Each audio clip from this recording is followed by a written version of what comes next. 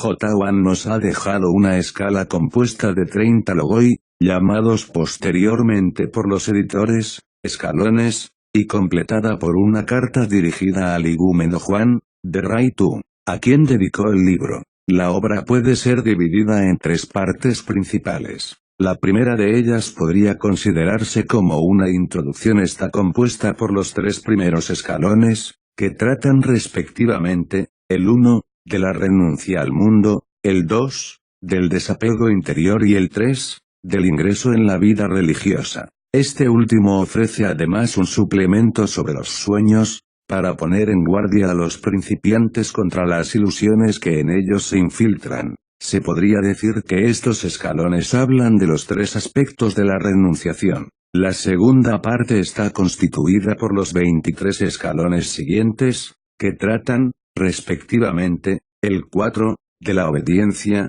que es base y fundamento de la vida cenobítica, el 5, de la penitencia, el 6, de la memoria de la muerte, el 1, de la aflicción purificadora, siendo estos tres el punto de partida de todo esfuerzo ascético, el 8, de la ausencia de cólera y la mansedumbre es el 9, del rencor, el 10, de la maledicencia, el 11, del silencio, el 12, de la mentira, el 13, de la acerdía y la pereza, el 14, de la gula, el 15 de la lujuria y la castidad, el 16, de la avaricia y de la no posesión, el 12, de la insensibilidad, el 18, del sueño y la salmodia de los cenobitas, el 19, de la vigilia, el 20, del temor pusilánime, el 21, de la vanagloria, el 22, del orgullo, el 23, de los pensamientos blasfemos, el 24, de la simplicidad y la dulzura, el 25, de la humildad, el 26, del discernimiento y la discreción. Este capítulo cierra la segunda parte, dedicada a los vicios y las virtudes, con una recapitulación de todos los escalones anteriores e incluye una serie de comparaciones muy instructivas y pintorescas. La tercera parte de la escala, está conformada por los últimos tres escalones, que tratan, el 27, de la vida solitaria y anacorética, de la esichia y de la vigilancia del intelecto, el 28, de la oración inmaterial y de la paciencia, el 29, de la impasibilidad, y el 30, muestra las tres virtudes teologales como coronamiento de toda perfección. Se puede considerar esta tercera parte de la obra como un pequeño tratado de mística. No es posible encontrar en la Santa Escala una exposición sistemática, ni tampoco reglas o recetas de vida espiritual.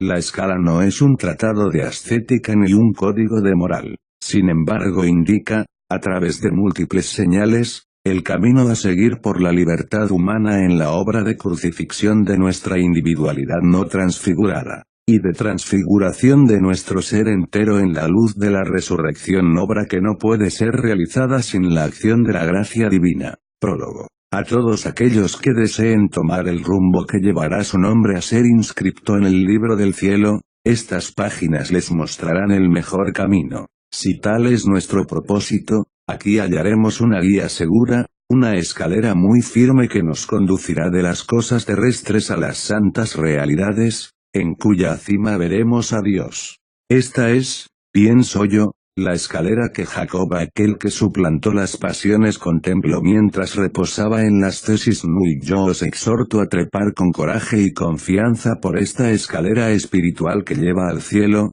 la cual, desde su primer escalón, nos muestra claramente el camino a seguir. El autor ha trazado este excelente diseño poniendo a nuestra disposición una vía ascendente cuyas etapas equivalen, en número, a la edad según la carne del Señor. Teniendo por modelo esos 30 años, él ha levantado una escalera simbólica que conduce, a través de 30 escalones, hacia la perfección. Cuando nosotros alcancemos gracias a ella la plenitud de la edad del Señor, estaremos formados y afirmados, mas aquel que no haya llegado a ser como un niño será considerado imperfecto. En cuanto a nosotros, hemos creído necesario encabezar este libro con el relato de la vida de este hombre pleno de sabiduría, a fin de que, viendo sus trabajos, no se refute nuestra fe en sus obras. Vida del San Juan Clímaco, por Daniel, monje de Raitu 1. ¿Cuál ha sido la ciudad en que nació y creció este devoto varón antes de ingresar en la gloriosa milicia de su profesión? No se sabe con certeza, mas cuál es la que ahora lo alberga, brindándole eternos deleites. Mucho antes que nosotros lo declaró el apóstol San Pablo, Efesios 2. Porque él es ahora ciudadano de la celestial Jerusalén, y está, en compañía de los primogénitos cuya conversación es en los cielos, FLP, contemplando, con ojos purísimos y libres de toda materia y tinieblas, aquella invisible hermosura, y recibiendo el glorioso salario por sus trabajos. Porque gozando de la heredad del reino celestial, para siempre cantará y se alegrará con aquellos cuyos pies estuvieron siempre fijos en la senda de la virtud. Mas ahora hemos de narrar brevemente de qué manera y por qué medios conquistó esta corona 2. Habiendo alcanzado la edad de 16 años, él se ofreció a Cristo en sacrificio santo y agradable, recibiendo sobre sí el yugo de la vida monástica en un convento que estaba sobre el monte Sinaí, pretendiendo con esto que hasta el mismo nombre y condición del lugar visible despertase su corazón, llevase sus ojos a la contemplación del Dios invisible y le convidase a ir hacia él, desterrándose de esta manera, y alejándose de su patria, y amando la peregrinación, y despidiendo de su corazón toda vana estima y confianza en sí mismo, y abrazando la santa humildad, venció perfectamente al demonio aquel que trabaja por hacer que nos tengamos en algo y confiemos en nosotros mismos. Por otra parte, inclinando la cabeza, confiando en Dios, y sujetándose perfectamente al Padre Espiritual, atravesó sin peligro las olas grandes y bravías de esta vida mortal como un experto piloto, y, progresando día a día en este estado, llegó a estar muerto para el mundo y para sus propias voluntades, a un grado tal que parecía tener el alma del todo despojada del propio parecer y de la propia voluntad, lo cual era más llamativo por tratarse de él, que anteriormente había sido instruido en el mundo en las ciencias seculares. Y la soberbia y la arrogancia de la humana filosofía suelen por lo general apartar de la humildad y de la sujeción a Cristo.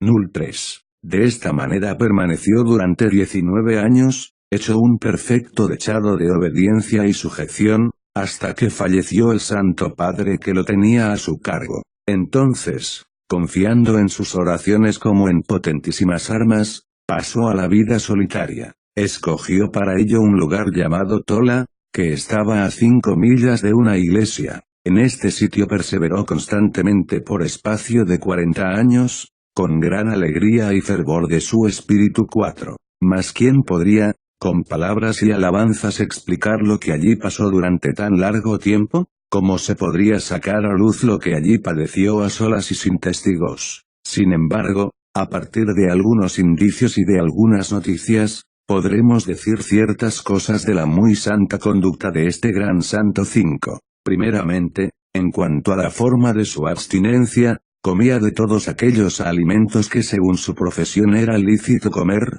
pero de todo poco, porque comiendo de todo rehuía la nota de singularidad y vanagloria, y comiendo poco vencía la furiosa rabia de la gula, hablando muchas veces con ella y diciéndole, calla, calla, con la soledad, y por el poco trato y compañía de los hombres, apagó de tal modo la llama de la lujuria que ésta ya no le daba pena ni molestia. La avaricia que el apóstol llama idolatría fue vencida por la generosidad y la misericordia para con los otros y la escasez de las cosas necesarias para consigo mismo, porque contentándose con lo poco, no tenía necesidad de codiciar lo mucho, que es propio de esta pestilencia. A la pereza y a la acedia, que con razón puede llamarse una perpetua muerte del alma, las venció con la memoria de la muerte y con los continuos ejercicios de piedad. Mas, a la tiranía de la ira él ya la había degollado con el cuchillo de la obediencia. En cuanto a su lucha contra el mayor de los vicios, que es la soberbia, a la cual este nuevo Belial comenzó a vencer con la mansedumbre de la obediencia, debo decir que acabó en victoria cuando el Señor de la celestial Jerusalén, con su presencia levantó contra ella la virtud de la humildad, sin la cual ni es posible vencer al príncipe de este mundo, ni a la flota de vicios que trae consigo 6. Mas en qué sitio de esta celestial corona pondré la abundancia de sus lágrimas. Rara cosa es esta, por cierto, y en muy pocos se encuentra. Pues bien, existe, aún hoy día, un secreto refugio, una cueva en la ladera de una montaña tan apartado de su celda y de cualquier otra celda cuanto bastase para cerrar puertas y oídos al vicio de la vanagloria. Allí elevaba su voz al cielo con tan grandes gemidos, suspiros y clamores como quien recibiera el cauterio del fuego y otras curas del mismo estilo. 7. Dormía apenas lo necesario como para conservar la claridad y quietud del entendimiento y para no desfallecer por exceso de vigilias. Antes de entregarse al sueño, tenía por costumbre orar largamente y escribir un poco, combatiendo de este modo a la acería. Pero, en verdad, todo el transcurrir de su vida era oración permanente, continuó ejercicio en el amor de Dios, al cual miraba día y noche en el espejo purísimo de su alma llena de castidad y sin hartarse jamás de ese manjar. 8. Un monje llamado Moisés, que era de los que profesaban la vida solitaria, deseando imitar a este santo varón y ser guiado por él hacia la verdadera sabiduría, pidió a los otros padres que intervinieran en su favor a fin de ser aceptado. Ayudado por tales intercesores, fue finalmente recibido. Al poco tiempo, fue enviado por Juan en busca de buena tierra para agregar al huerto. Yendo, pues, el discípulo a cumplir lo que el maestro le mandaba, trabajó con gran ahínco hasta el mediodía, en que fatigado por la tarea se concedió un rato de reposo a la sombra de una gran roca que había en el lugar, la cual podía caer en cualquier momento. Mas aquel clementísimo Señor, que tan especial cuidado tiene de sus siervos, al ver el peligro que corría Moisés, le socorrió de esta manera. 9. El gran Juan, nuestro padre, que estaba como tenía por hábito en su celda, recogido en sí mismo y en Dios, fue sorprendido por un suave sueño y tuvo una visión, en la que contempló a un hombre de aspecto venerable que le reprendió de este modo: tú estás aquí, seguramente durmiendo, mientras Moisés, tu discípulo, está en grave peligro. Rápidamente despertó el santo varón y se armó con la oración, rogando con gran fervor por Moisés. Cuando éste regresó, le preguntó si le había pasado algo, y él respondió que se había visto en peligro de que una gran piedra le cayera encima mientras dormía, haciéndolo pedazos. De no haber sido porque estando así o la voz de Juan que le despertaba, por lo que dio un gran salto escapando de la roca que en ese momento caía en tierra.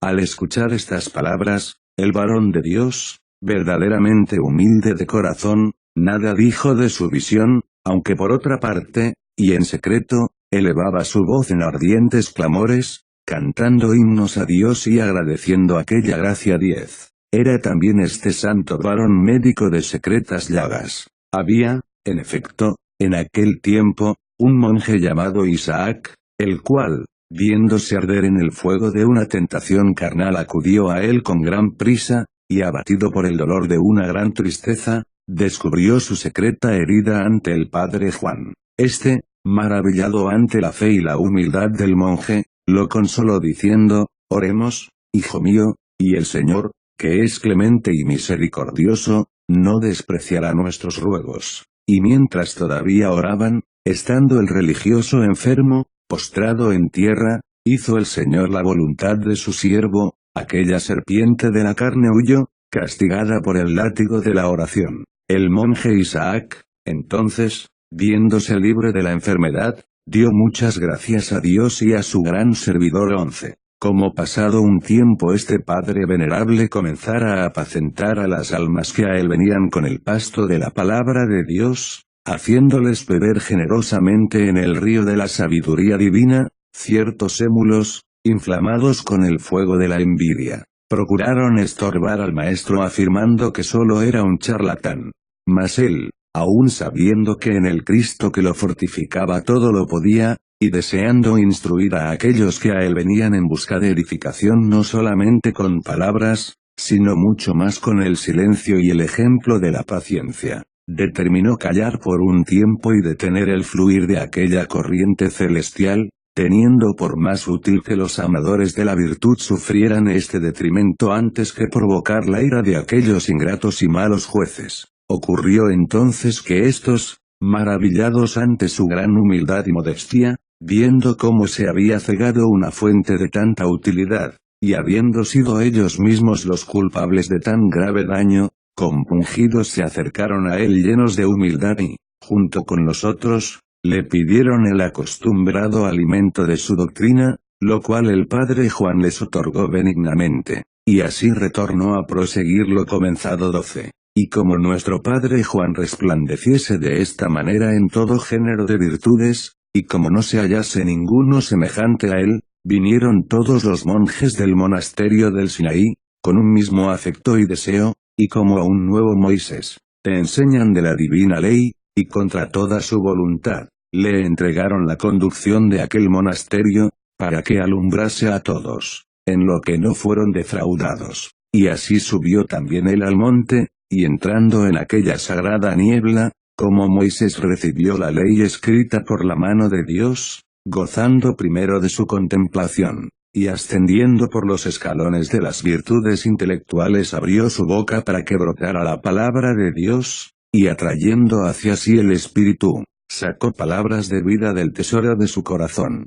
13. Testigo de todo esto son aquellos que se beneficiaron por su boca de las palabras del Espíritu Santo y de su gracia, muchos de los cuales por su doctrina alcanzaron la salvación. Testigo es también el padre Juan, abad del monasterio de Raitú, por cuyos ruegos este santo varón descendió del monte Sinaí trayendo estas tablas escritas por el dedo de Dios, las cuales contienen, exteriormente las reglas de la vida activa, y en su interior las de la vida contemplativa. Carta de Juan, igúmeno de Raitú, al venerable Juan, igúmeno del monte Sinaí, al admirable Padre de Padres, igual a los ángeles y doctor excelente, Juan, igúmeno del monasterio del monte Sinaí, de Juan el pecador, igúmeno del monasterio de Raitú, conociendo nosotros, que tan alejados estamos de la perfección, oh venerable Padre, tu singular y perfecta obediencia,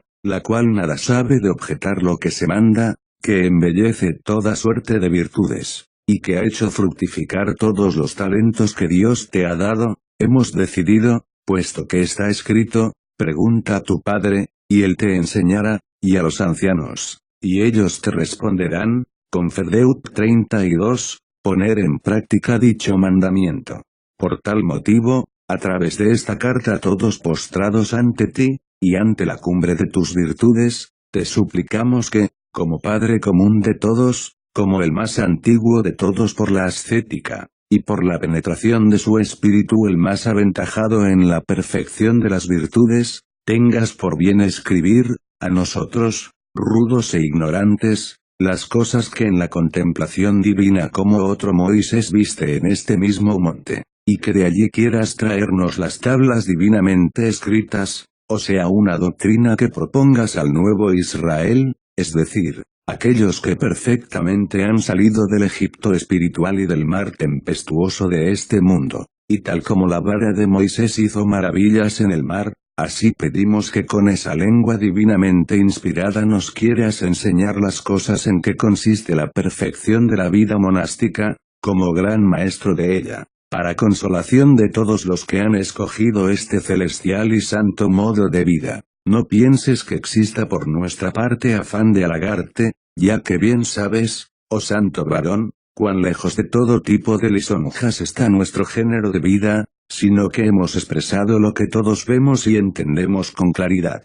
Confiamos en el Señor, por lo tanto, que en breve nos traigas las letras esculpidas de estas tablas, con las cuales serán correctamente guiados los que desean caminar sin desviaciones, y con ellas nos hagas una escalera que llegue hasta las puertas del cielo, la cual lleve suavemente, sanos y salvos, a todos los que por ella quieran ascender, y sin que las milicias espirituales de los gobernantes de las tinieblas de este mundo y de los príncipes del aire, puedan impedir esta subida, porque si aquel santo patriarca Jacob, siendo pastor de ovejas, pudo ver en una ocasión aquella escalera tan terrible que llegaba hasta el cielo, con mucha mayor razón el pastor de las ovejas racionales, no solamente verá, sino también armará esta escalera que nos hará seguro el camino hasta Dios, y libre de todo error. Sea Dios siempre contigo, amantísimo y muy venerable Padre. Respuesta de San Juan Clímaco. Recibí, santo varón, tu venerable carta, no menos digna de la honestidad y religiosidad de tu vida que de tu humilde y limpio corazón, y a la cual este pobre hombre, falto de virtudes, más que carta pudo llamar precepto o mandamiento que excedía sus fuerzas. Reconozco en esta demanda tuya la santidad de tu alma, pues es propio de ella pedir a quien como yo es tan ignorante en palabras como corto en obras, reglas de doctrina y virtud por nuestra parte, para confesar la verdad. Nunca hubiéramos osado acometer esta tarea que nos excedía, de no haber sido compelidos por el miedo a faltar a la santa obediencia, que es madre de todas las virtudes. Porque mejor hubiera sido, admirable Padre, que hubieras procurado, para ser instruido en estas materias, a otros más avanzados, ya que nosotros debemos ser contados todavía en el número de los principiantes. Mas ya que nuestros santos padres, maestros de la verdadera sabiduría, dicen que la verdadera y pura obediencia consiste en el cumplimiento de aquellas cosas que exceden las fuerzas del hombre, olvidando mi incapacidad, me aboqué osadamente a cumplir con lo que me has pedido, no porque pueda decir algo de provecho o que tú no sepas mejor que yo, ya que estoy convencido de que los purísimos ojos de tu alma, libres por completo de las tinieblas de las perturbaciones humanas, generadoras de las tinieblas que oscurecen el entendimiento, sin obstáculo ni impedimentos ven la luz divina y por ella son esclarecidos e instruidos. No obstante, temiendo como dije la muerte de la desobediencia,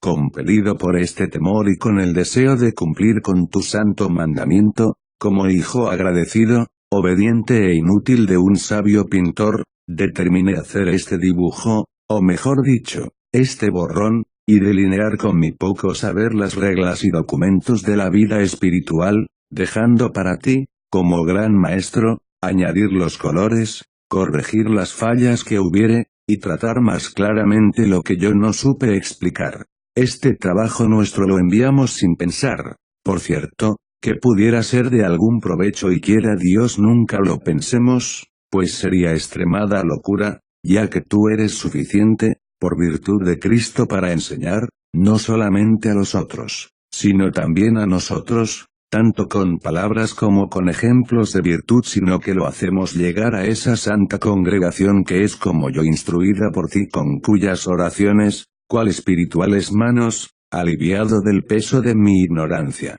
quiero comenzar a extender las velas de mi pluma entregando a Cristo el gobierno de mi discurso, confiando, pues, en este socorro y en vuestro mandamiento, dimos comienzo a esta doctrina, y ruego a todos aquellos en cuyas manos cayera este libro, que si en él hallaren alguna cosa provechosa, se lo atribuyan a nuestro excelente superior y a él se lo agradezcan, y a nosotros paguen con oraciones, suplicando al Señor nos dé el premio sin mirar las cosas que decimos, que en verdad son bajísimas y llenas de ignorancia y simplicidad, sino solamente por la intención y la alegría con que ofrecemos esto, imitando la devoción de aquella viuda del Evangelio, Lue 21, que aunque no ofreció mucho ofreció con mucha voluntad aquello que tuvo, porque no mira a Dios tanto la cantidad de las ofrendas, cuanto la intención y el fervor de la voluntad. Primer escalón, de la renunciación 1.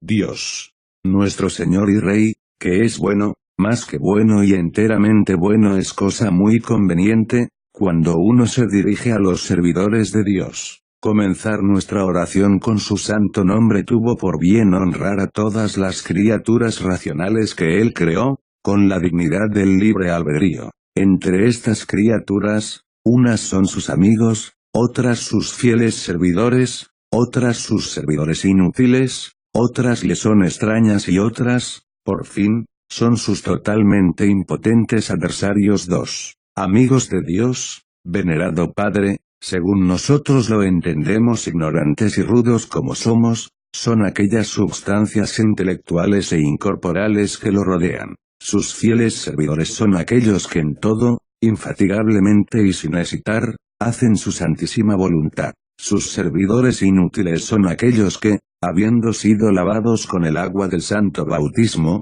no cumplen el compromiso contraído. Nosotros consideramos como extraños y enemigos de Dios a todos aquellos que viven sin el bautismo o cuya fe está plagada de errores. Sus adversarios, finalmente, son aquellos que, no contentos con haber sacudido de sí el yugo de la ley de Dios, persiguen con todas sus fuerzas a quienes procuran guardarla. 3. Extendernos acerca de cada una de estas categorías requeriría, llegado el caso, un tratado especial, y no conviene a mi ignorancia disertar ahora tan largamente sobre este tema. Hablaremos entonces, a continuación, acerca de aquellos que, justamente, merecen ser llamados fidelísimos siervos de Dios. Ellos, con la potentísima fuerza de su caridad, son quienes nos impulsan a tomar esta carga.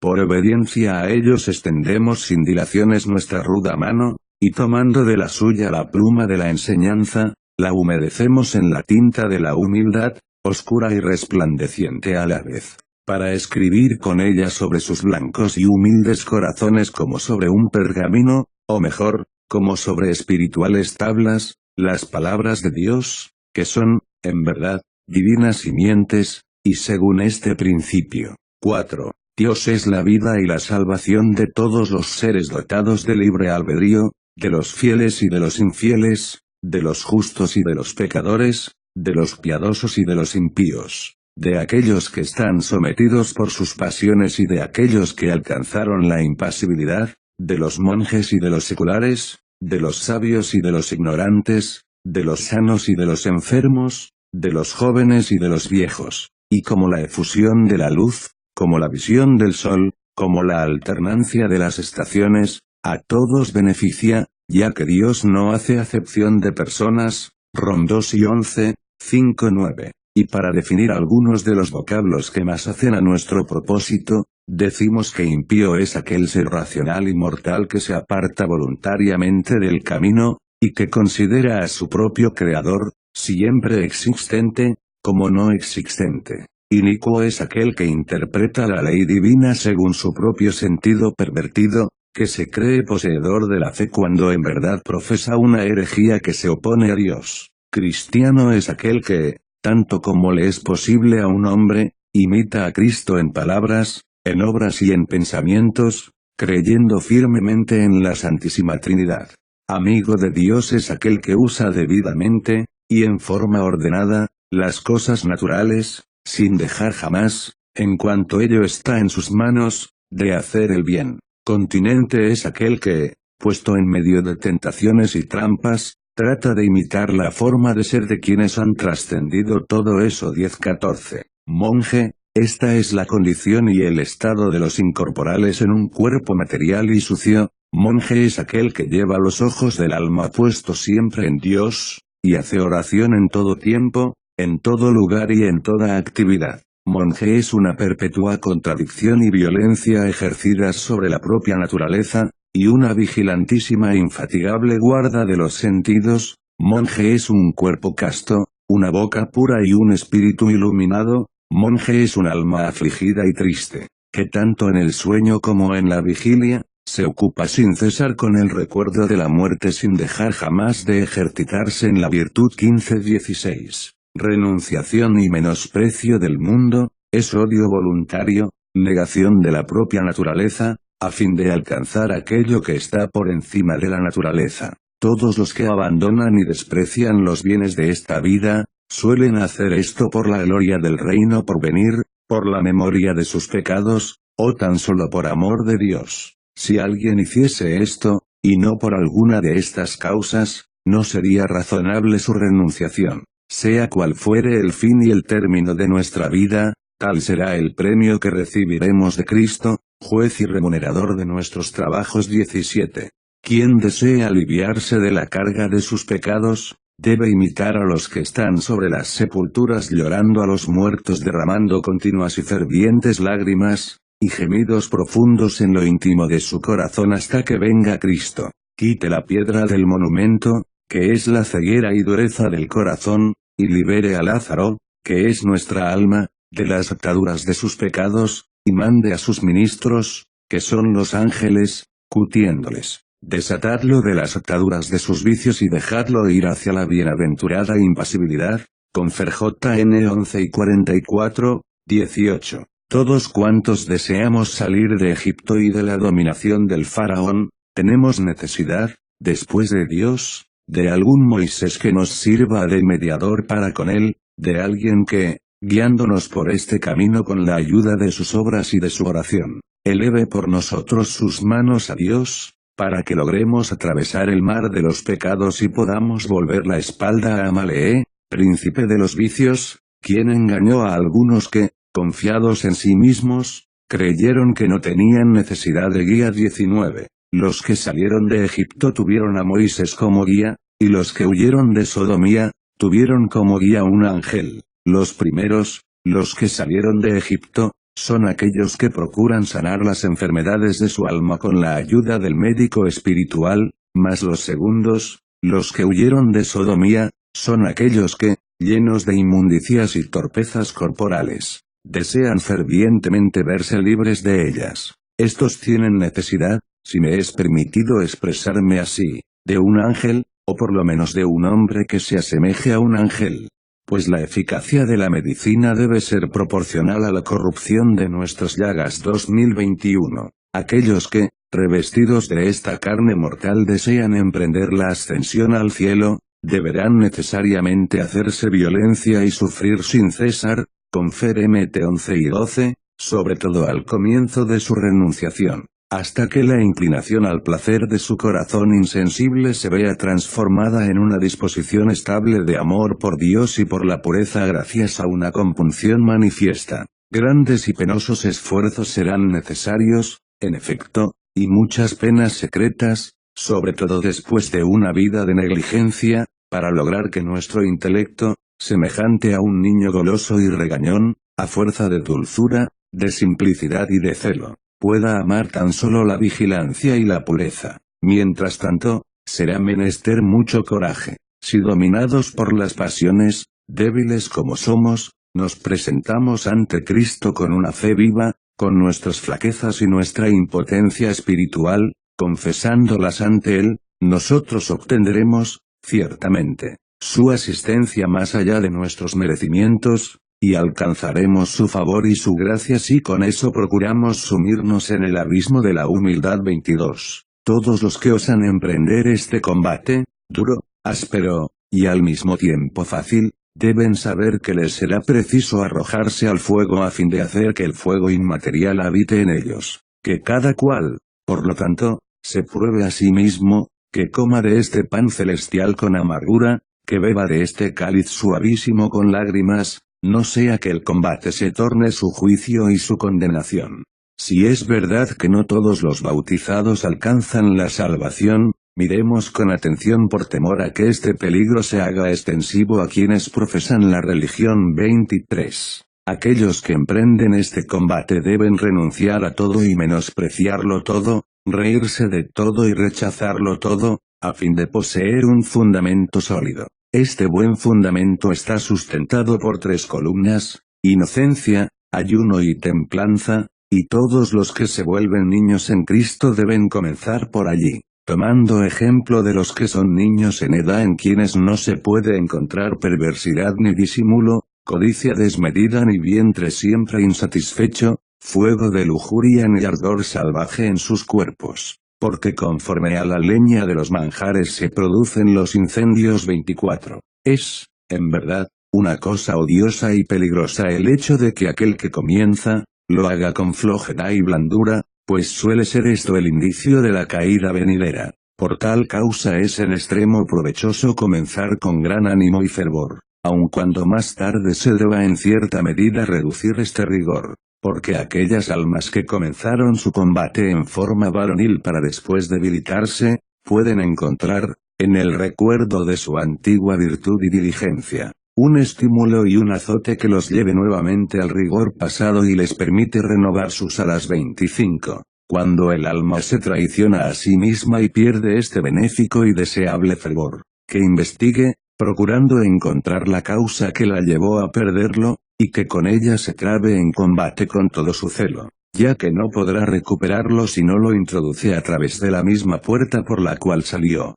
26. Aquel que renuncia al mundo movido por un sentimiento de temor es semejante al incienso cuando se quema, al principio huele bien, mas termina transformándose en humo. Aquel que renuncia al mundo con la esperanza de una recompensa se asemeja a la piedra del molino que muele siempre del mismo modo. Pero aquel que renuncia al mundo por amor a Dios adquiere desde el comienzo el fuego interior, y este fuego, como si estuviera en medio de un gran bosque, se transforma en un gran incendio. 27. Algunos, sobre ladrillos edifican en piedras, otros, sobre la tierra levantan columnas, otros, marchan lentamente durante un tiempo, luego, al calentarse sus músculos y sus articulaciones, aceleran su paso. Aquel que posee inteligencia comprenderá este discurso simbólico. Los primeros, los que sobre ladrillos asientan piedras, son los que a partir de excelentes obras de virtud se levantan a la contemplación de las cosas divinas, sin embargo, al no estar fundados sobre la humildad y la paciencia, caen ante el embate de la tempestad. Los segundos, los que sobre la tierra levantan columnas, son los que sin haber pasado por los ejercicios y trabajos de la vida monástica, quieren volar a la vida solitaria, siendo fácil presa de los enemigos invisibles por carecer de virtud y de experiencia. Los terceros, los que avanzan paso a paso, son los que caminan con humildad y obediencia. A ellos les infunde el Señor el espíritu de caridad, por el cual son encendidos e impulsados para terminar prósperamente su camino. 28. Puesto que es un Dios y un Rey el que nos llama a su servicio, corramos hacia él ardientemente, para no arriesgarnos si el plazo de nuestra vida por ventura fuera breve a morir de hambre por encontrarnos sin frutos en la hora de la muerte. Procuremos agradar a nuestro Rey y Señor, como los soldados al suyo, ya que al final de esta gloriosa milicia nos será exigida una cuenta exacta de nuestros servicios. 29. Temamos a Dios, al menos como algunos temen a las fieras. Me ha tocado ver, en efecto, a ciertos hombres que si bien no dejaron de hurtar por temor a Dios, sí lo hicieron por temor a los perros que ladraban. De este modo, lo que no terminó en ellos por temor a Dios, acabó por temor a los perros. 30. Amemos a Dios, al menos como amamos a nuestros amigos, porque también he visto muchas veces que algunos, habiendo ofendido a Dios y provocando su ira con maldades, ningún cuidado tuvieron por recobrar su amistad. Esos mismos hombres en cambio, habiendo suscitado con una pequeña ofensa el enojo de un amigo, trabajaron luego con toda diligencia a fin de reconciliarse con el ofendido, y presentaron todo tipo de excusas y confesaron su culpa, e involucraron en todo esto a parientes y amigos ofreciéndoles muchas dádivas y presentes. 31. En los comienzos de la renunciación, la práctica de las virtudes requerirá de nosotros muchas penas y muchos esfuerzos, mas, después de haber realizado algún progreso, esa práctica no nos costará tanta pena, o apenas un poco. Y cuando nuestra mentalidad terrestre haya sido consumida y vencida por nuestro celo, entonces las practicaremos todas con gozo, con fervor, con amor y con un ardor divino. 32. Cuanto más dignos de alabanza son aquellos que desde el comienzo abrazan las virtudes y cumplen los mandamientos de Dios con alegría y devoción, tanto más dignos son de piedad los que, después de haber vivido largo tiempo de este modo, dejan de hacerlo, y si por ventura lo hacen, es con mucho trabajo y pesar. 33. Cuidémonos de sentir aversión o de condenar aquellas renuncias al mundo que parecen ser solamente fruto de una combinación de circunstancias, porque he visto algunos hombres que habiendo ido hacia el exilio, involuntariamente reencontraron en esas tierras a su soberano, y fueron tomados a su servicio y contados entre sus caballeros, y recibidos a su mesa y en su palacio. He visto también que muchos granos caídos por azar sobre la tierra, germinaban y daban luego abundantes y excelentes frutos, y del mismo modo he visto lo contrario. He visto algunos que al ir a la casa del médico por un motivo cualquiera, acertaron a recibir en ella la salud que no tenían, recuperando la vista ya casi perdida. Es así como muchas veces lo involuntario resulta más seguro y más eficaz que aquello que se hace con un propósito determinado. 34. Que ninguno, bajo el pretexto de la multitud y gravedad de sus pecados, se declare indigno de profesar la vida monástica, y que no crea el que sí así lo hace, que está procediendo con humildad, ya que por amor al placer, él busca excusas en sus pecados. Cuando la corrupción es grande, a fin de drenar totalmente la infección, se hace necesario un tratamiento enérgico. 35. Si un rey mortal y terreno nos convoca a su servicio y a su milicia, no hay nada que nos detenga ni buscamos excusas para no acudir. Antes, dejadas todas las cosas, corremos a servir y a obedecer con suma alegría. Por lo tanto, cuando el Rey de Reyes, el Señor de los Señores, el Dios de dioses nos llame a su celestial servicio, debemos estar atentos a fin de no recusarnos por pereza y negligencia, pues en ese caso nos encontraremos sin excusas ante su gran tribunal. 36. Es posible avanzar, aunque dificultosamente, aún estando encadenado por los asuntos del mundo y su cuidado, ya que también pueden caminar, con impedimento y trabajo, quienes llevan grilletes en sus pies. El célibe, retenido en el mundo solamente por los negocios y su cuidado, se asemeja al que tiene sus manos esposadas. Así, cuando él desea entregarse a la vida monástica o solitaria, puede hacerlo libremente. Aquel que está casado, en cambio, es semejante al que lleva tanto sus manos como sus pies encadenados. 37. Me preguntaron cierta vez unos negligentes que vivían en el mundo, ¿cómo podríamos nosotros, morando con nuestras mujeres y cercados por el cuidado de nuestros negocios, vivir la vida monástica? A los cuales yo respondí, todo el bien que pudierais hacer, hacedlo, no injuriéis a nadie, no digáis mentiras ni toméis lo ajeno, no os levantéis contra nadie ni queráis mal a nadie.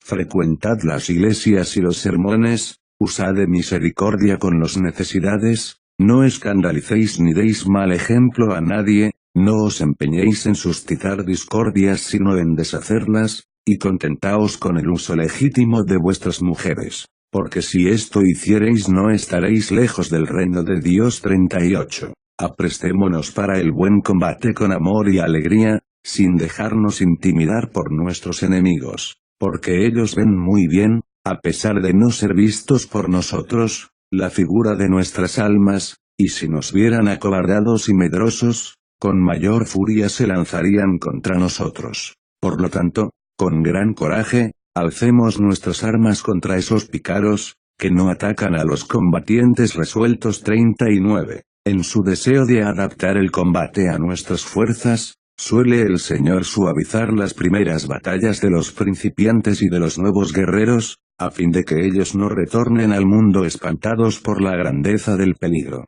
Gozaos, por lo tanto, siempre en el Señor, y tomad esto como una señal de su llamado y de su amor por vosotros. 40. Pero también suele suceder que el mismo Señor, cuando desde un principio ve a las almas generosas, en su deseo de coronarlas cuanto antes les apareja las más fuertes batallas. 41. El Señor oculta a los ojos de los hombres del siglo las dificultades de esta milicia que desde otro punto de vista es fácil porque si ellas fueran conocidas, no habría quien quisiese abandonar el mundo. 42. Ofrenda a Cristo los trabajos de tu juventud y podrás gozar en la vejez el tesoro de la impasibilidad, ya que son los bienes acumulados durante la mocedad los que nos reconfortan y alimentan en la debilidad de nuestra vejez. Trabajemos los jóvenes ardientemente, y corramos con sobriedad y vigilancia, ya que la hora incierta de la muerte nos aguarda en todo instante. Nuestros enemigos son en verdad perversos, astutos, poderosos, invisibles, desprovistos de todo impedimento corporal y nunca duermen. Ellos tienen el fuego en sus manos y se esfuerzan por incendiar el templo vivo de Dios. 43. Que nadie en su juventud preste atención a los demonios que suelen decir, no maltrates a tu carne, para no caer en la dolencia y en la enfermedad, pues de este modo ellos hacen al hombre blando y piadoso consigo mismo. Son muy pocos en efecto, En estos tiempos que corren, los que mortifican en todo a su carne, aunque algunos se abstienen de muchos y delicados manjares. Tal es una de las principales astucias de nuestro adversario, hacernos blandos y flojos al principio de nuestra profesión, para que después el fin sea semejante al comienzo. 44. Quienes verdaderamente se han resuelto a servir a Cristo con la ayuda de los padres espirituales y a partir del conocimiento que tienen de ellos mismos deben buscar, antes que cualquier otra cosa, un lugar, un modo de comportarse, una forma de vivir y aquellos ejercicios que les sean apropiados, porque no a todos conviene la vida cenobítica, particularmente por causa de la gula.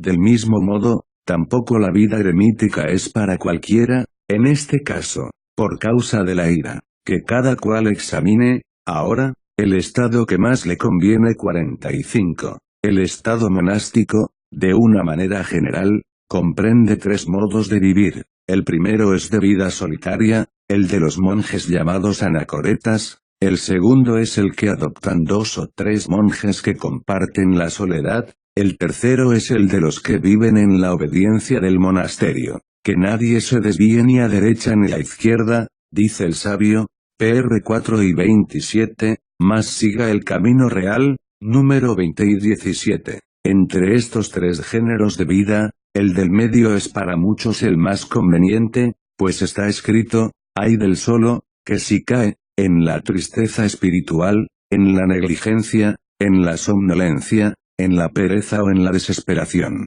no tiene quien lo levante. ECL 4 y 10, en cambio donde están 2 o 3 congregados en mi nombre, allí estoy yo en medio de ellos. MT 18 y 20, 46. ¿Cuál es el monje fiel y sabio? Monje fiel y sabio será aquel que haya conservado íntegro su fervor hasta el fin de su vida, sin haber dejado de acrecentar, día tras día, fuego sobre fuego, fervor sobre fervor, deseo sobre deseo y celo sobre celo. Segundo escalón, del desapego.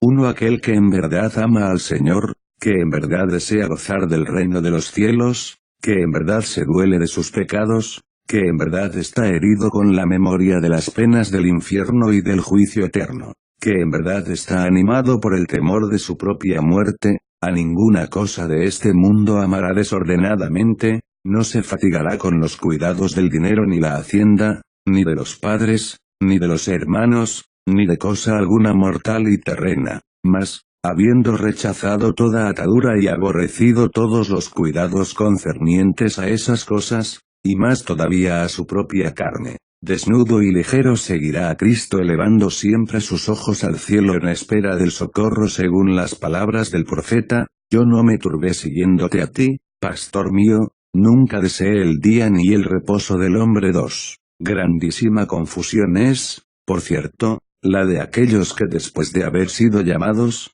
no por hombre sino por Dios, después de haber abandonado todo lo que antes enumeré, se preocupan por alguna otra cosa que tampoco les será de utilidad en la hora de la necesidad, es decir en el momento de la muerte. A esto llamó el Señor, mirar atrás y no ser digno del reino de los cielos. LC 9, 62, 3. El Señor conocía muy bien nuestra fragilidad en los comienzos, y cuán fácilmente nos volvemos al siglo cuando tenemos conversación familiar con personas del siglo. Por tal motivo, al que le pidió, Señor, dame licencia para ir a enterrar a mi padre, él le respondió, deja a los muertos enterrar a sus muertos. MT 8 y 22, 4. Suelen los demonios, después que hemos dejado el mundo, incitarnos a felicitar a algunos seculares misericordiosos y compasivos, haciéndonos creer que ellos son bienaventurados y nosotros miserables,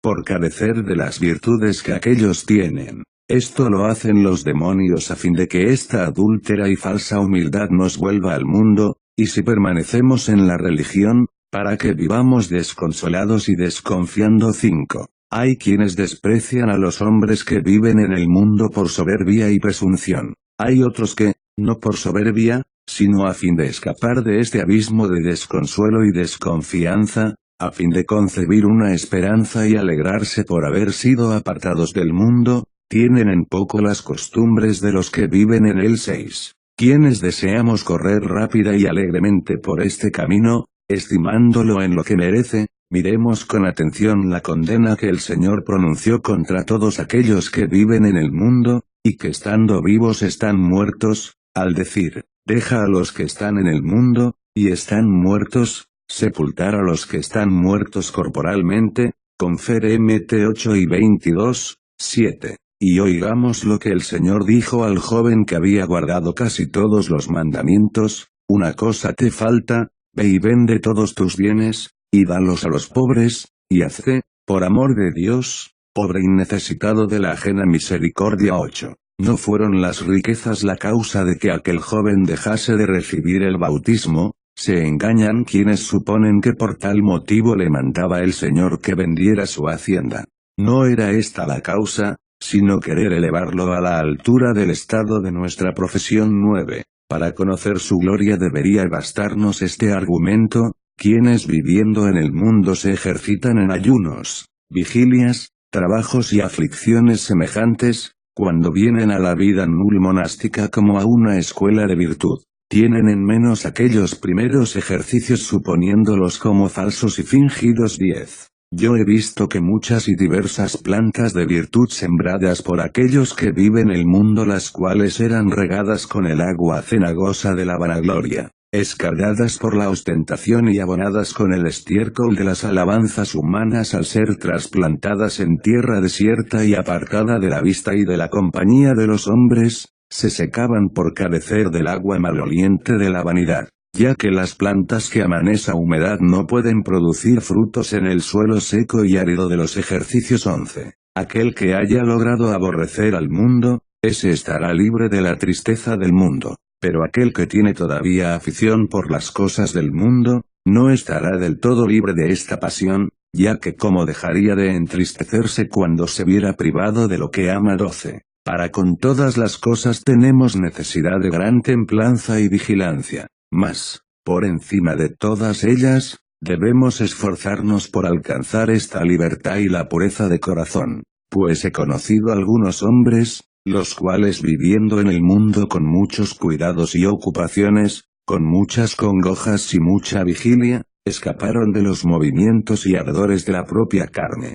Pero estos mismos, al entrar en los monasterios, al vivir libres de esos cuidados, se dejaron corromper, torpe y miserablemente, por el ardor del cuerpo. 13. Velemos sobre nosotros mismos, no nos suceda que royendo caminar por el camino estrecho y dificultoso, lo estemos haciendo por el camino largo y espacioso y así vivamos engañados. Camino estrecho es la aflicción del bien, la perseverancia en las vigilias, el agua con medida y el pan con parsimonia, absorber la purificante poción de las humillaciones, soportar la mortificación de nuestra voluntad, el sufrimiento de las ofensas, el menosprecio de nosotros mismos, la paciencia sin murmuración, el tolerar las injurias, el no indignarse contra los que nos infaman, el no quejarse de los que nos desprecian, el no replicar cuando nos condenan. Bienaventurados los que caminan por esta senda, porque de ellos es el reino de los cielos. 14. Ninguno entrará a la celeste cámara nupcial para recibir la corona que recibieron los grandes santos, a no ser aquel que hubiera cumplido con la primera, con la segunda y con la tercera renunciación, a saber, en la primera ha de renunciar a todas las cosas que están fuera de él, como son los padres, los parientes, los amigos y todo lo demás. En la segunda ha de renunciar a su propia voluntad. En la tercera, por fin, ha de renunciar a la vanagloria que algunas veces suele acompañar a la obediencia, porque a este vicio están más sujetos los que viven en compañía que los que moran en soledad. 15. Salid, dice el Señor por medio de Isaías, islas.